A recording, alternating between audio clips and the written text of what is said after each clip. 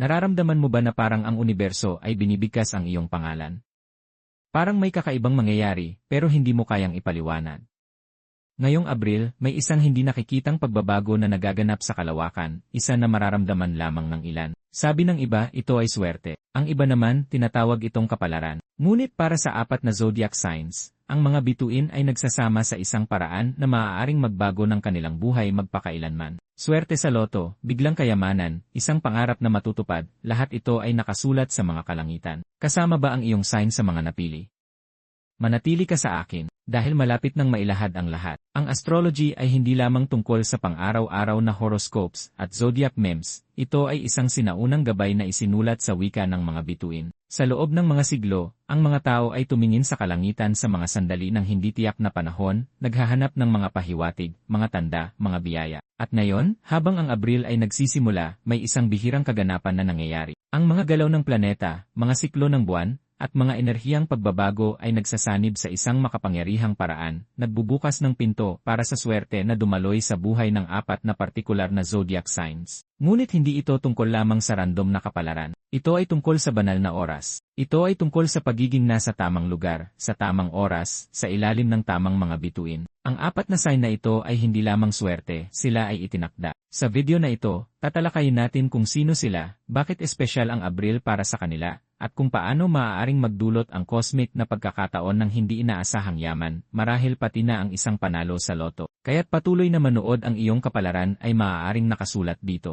Ang alamat ng pagpapala ng Abril, noong unang panahon, bago ang mga modernong kalendaryo at mga ilaw ng lungsod, ang mga tao ay namuhay ayon sa ritmo ng mga bituin. Alam nila kung kailan magtanim, kung kailan mag-ani, at kung kailan manalangin, dahil ang langit ay nagsasalita sa pamamagitan ng mga tanda. Sa mga sinaunang scroll ng isang nalimutang astrologer, isang propesya ang tumayo. Tinawag itong ang pagpapala ng Abril. Ipinahayag nito ang isang panahon kung kailan ang bihirang pag-aayos ng Jupiter at Venus ay magbubukas ng isang pintuan ng kalangitan, magpapadaloy ng hindi inaasahang swerte sa apat na piniling kaluluwa. Ang mga kaluluwang ito, ayon sa propesya, ay magdadala ng mga tanda hindi lamang sa kanilang mga kamay, kundi pati na rin sa kanilang kapanganakan, sa pamamagitan ng kanilang zodiac. Ang alamat ay ipinasa ng tahimik, binubulong-bulong sa pagitan ng mga mistiko, at mga nagmamasid sa kalangitan, naghihintay ng tamang pagkakataon upang maging totoo. At ngayon, sa mismong Abril na ito, ang parehong planetary alignment ay bumalik. Ang mga astrologer sa buong mundo ay nararamdaman ito, isang enerhiyang punong-puno ng posibilidad,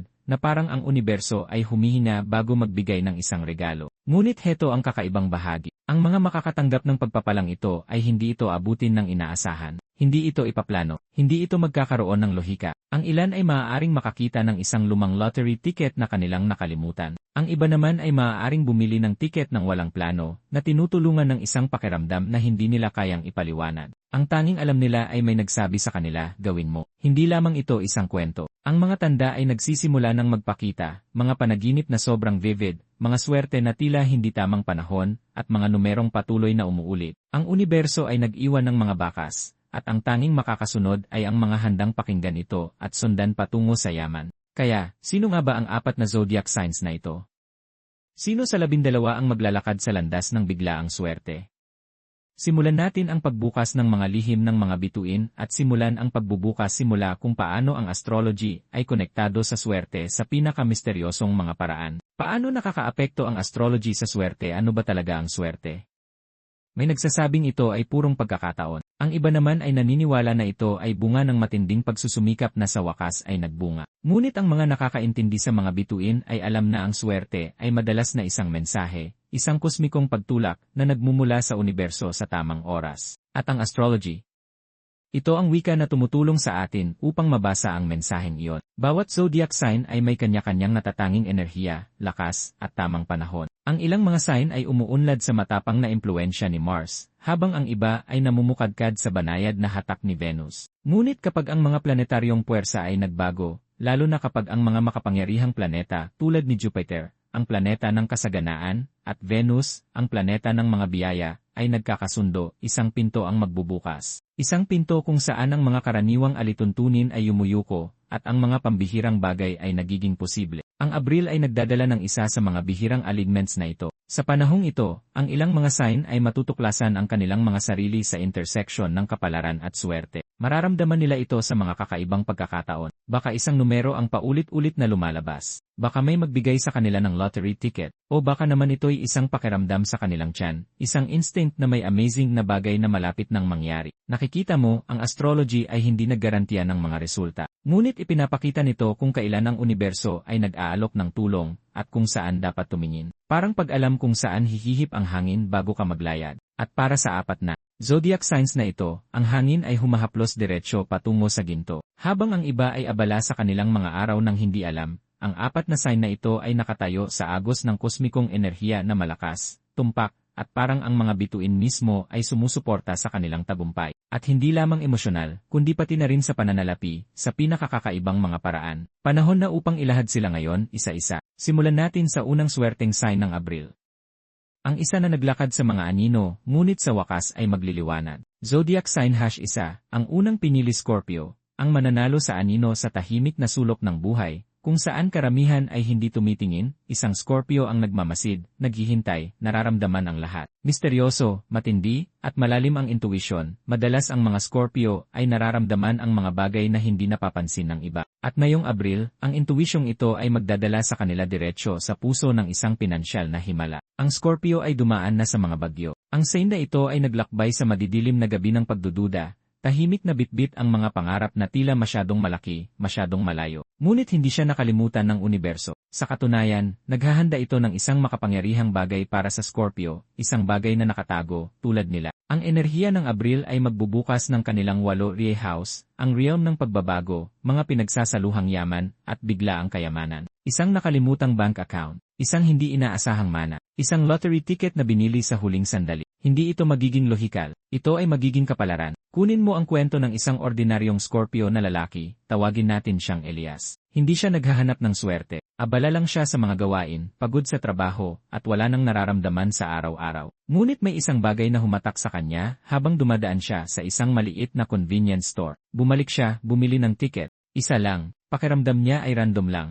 Hanggang 3 araw ang lumipas, nang mapansin niyang hawak niya ang mga numerong pinapangarap ng iba. Iyan ang magic ng Scorpio sa Abril. Sinasabi ng mga bituin sa Scorpio na magtiwala sa kanilang instincts. Sundan ang mga tanda. Kumilos kapag may nagsabi sa kanilang kalooban. Ngayon, baka hindi na sila makakuha ng pangalawang tanda. Isa lamang itong pagkakataon, at ang mga susunod sa kanilang kutob ay maaaring makatagpo ng higit pa sa isang piraso ng papel. Hawak nila ang pinto patungo sa bagong buhay. At ang mga numero, pansinin ang paulit-ulit na 8 at 1. Ito ang mga banal na signal ng Scorpio ngayong buwan. Kaya kung ikaw ay isang Scorpio, o may kilala kang Scorpio, ipaalala mo sa kanila, ngayong Abril, magsasalita ang katahimikan. At ang kapalaran ay kumakatok sa pinaka hindi inaasahang paraan. Zodiac sign #2, ang tahimik na tumanggap Virgo. Ang tahimik na jackpot. Ang mga Virgo ay hindi humahabol sa swerte. Sila ay nagplano, nag-organisa, nagkalkula. Habang ang iba ay nangangarap, ang Virgo ay nagtatrabaho. Naniniwala sila na bawat gantimpala, bawat maliit na tagumpay, ay nararapat na makamtan sa pamamagitan ng pagsusumikap at dedikasyon. Ngunit ano ang mangyayari kapag ang universo ay nagdesisyon na gantimpalaan ang isang tao na hindi naman humihiling? Ngayong Abril, ang Virgo ay papasok sa isang pambihirang alignment, isang pagkakataon na hindi nila inaasahan, ngunit tiyak na karapat-dapat sila. Ang mga planeta ay pinapalakas ang 2 house ng Virgo, ang domain ng personal na kita, material na kayamanan, at halaga ng sarili. Ngunit hindi ito darating sa pamamagitan ng pagsusumikap. Darating ito sa pamamagitan ng biyaya. Isang maliit na kilos na magiging malaking bagay. Isang regalong dumodoble. Isang maliit na investment na lalago parang tagsibol. Kunin mo ang kwento ng isang Virgo na babae na si Lila. Palagi niyang inaalaga ang mabuti ang kanyang pera. Walang panganib, walang pagsusugal. Ngunit isang araw, habang naghihintay siya sa pila sa grocery store, ang taong nasa harapan niya ay nagpumilit na ibigay ang isang scratch ticket na ayaw nila. Nagdalawang isip siya, ngunit ang kanyang instincts, na karaniwang nakatago sa ilalim ng lohika, ay nag-udyok sa kanya. Tinanggap niya ito, at ang card na yon, naglalaman ng 5 figure. Ang mga Virgo ay hindi kilala sa mga biglaang galaw, ngunit ngayong Abril, dapat nilang asahan ang hindi inaasahan.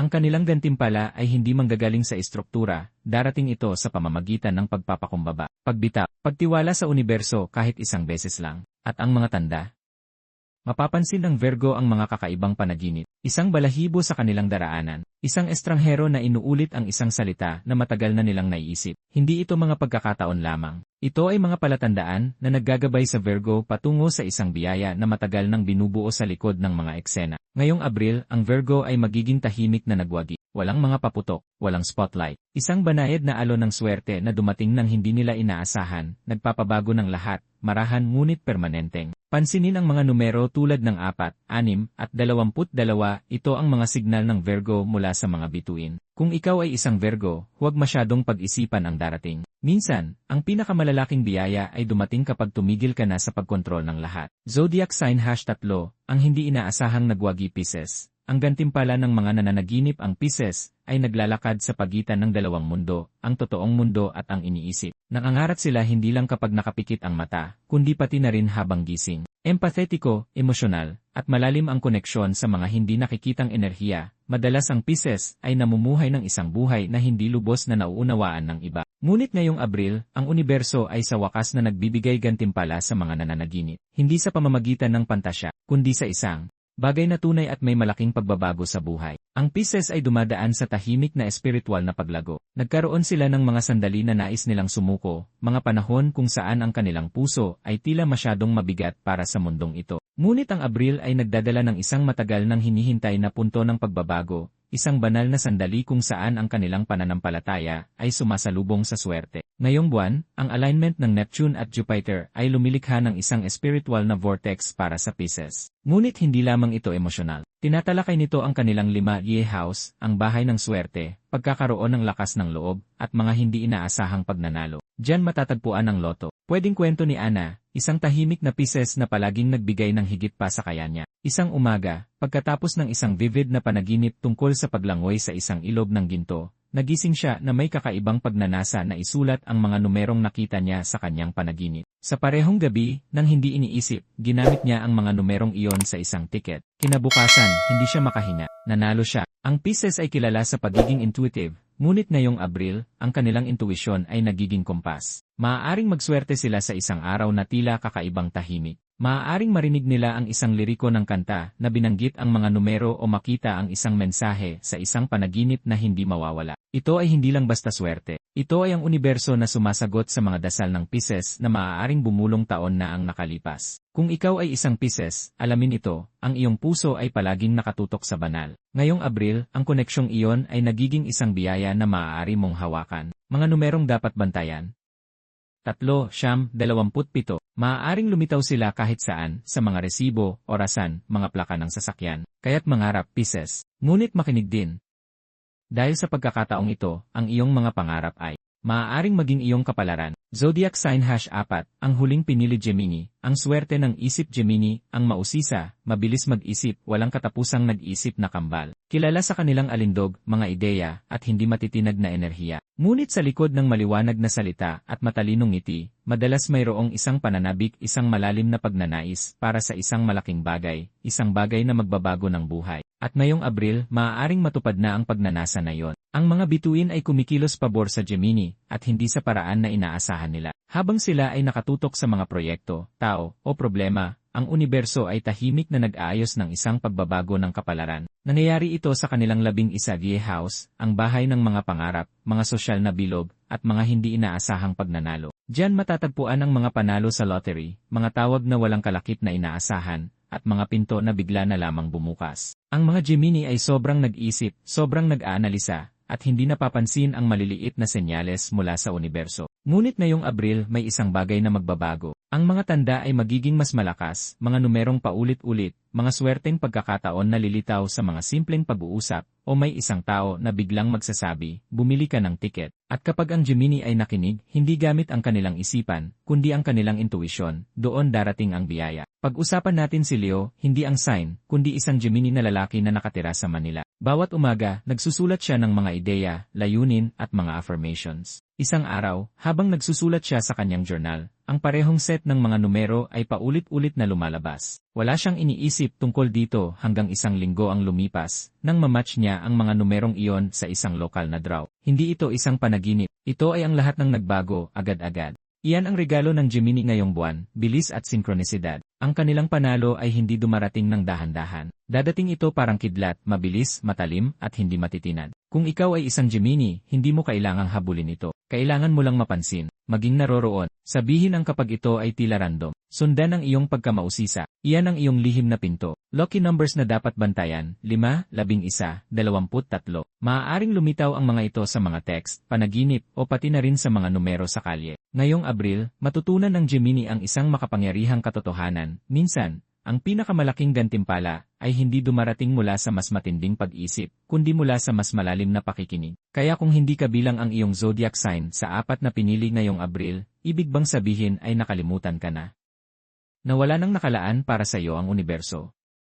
Hindi yon totoo. Ang mga bituin ay nagsasalita sa mga siklo. Habang ang sandaling ito ay pabor sa Scorpio, Virgo, Pisces, at Gemini, ang enerhiya ay laging nagbabago, palaging dumadaloy. Maaaring hindi ito ang iyong pagkakataon, ngunit hindi ibig sabihin na hindi pa darating ang iyong oras. Sa katunayan, madalas tayong sinusubok ng universo sa pamamagitan ng pasensya. Baka hindi ka meant na manalo sa lottery na ito, pero may iba pang bagay, isang bagay na mas alin sa iyong kaluluwa, na malapit nang dumating. Isang bagong pagkakataon, isang nakatagong biyaya, isang sandali ng kaliwanagan na magbubukas ng pinto na hindi mo alam na mayroon. At tandaan, ang enerhiya ay nakakahawa. Sa pamamagitan lang ng pakikinig, sa pamamagitan ng pagbubukas ng iyong puso sa mga mensaheng ito, tinataas mo ang iyong vibration. Kapag sinusuportahan mo ang iba sa kanilang mga tagumpay, ipinagdiriwang ang kanilang liwanag, nag-a-attract ka ng sarili mong swerte. Kung nakaramdam ka ng kilig, kung nakita mo ang iyong lucky number na sumulpot sa screen, kung ang iyong kutob ay nagsabi, para pa rin ito sa akin, maaaring, just maybe, mas malapit ka na sa iyong breakthrough kaysa sa iniisip mo. Hindi pa tapos ang iyong kwento. Bagkus, nagsisimula pa lang ito. Ang Abril ay hindi lang isang ordinaryong buwan sa kalendaryo. Ito ay isang turning point, isang kosmikong imbitasyon. At para sa 4 na pinalad na zodiac signs, Scorpio, Virgo, Pisces, at Gemini, higit pa ito sa mga bituin na nagsasama. Ito ay ang kapalaran na unti-unting umuusbong. Hindi dahan-dahan,